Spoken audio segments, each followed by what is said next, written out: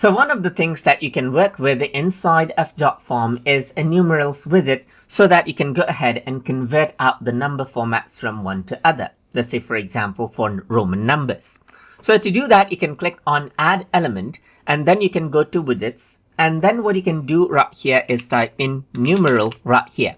So once you do that, there's numerals. So you can go ahead and click right here. And you can see that you have an option to convert to Roman numerals or even Thai numerals right here. Let's use Roman numerals right here and update it out.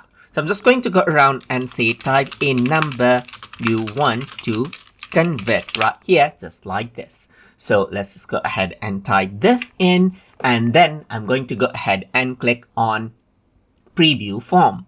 So once you do that, you can go ahead and type in any number like 13. Let's say, for example, click right here, and that gets converted into Roman numerals right here. You can even go ahead and type in Roman numeral right here, just like this. Click on it, and that gets converted out right here, just like this. So let's say, for example, I'm going to go around and type in if it is valid right here, then what happens is that it will show it. So it won't really work for large numbers right here. But if I were to go ahead and change this out right here, you can see that this is what you have. You can go ahead and change it back as well. XXI, let's say, for example. So it's not really going forward. So you can see that this is what you have. If I were to go ahead and type that in right here, then you can see that it gets converted right here, just like this.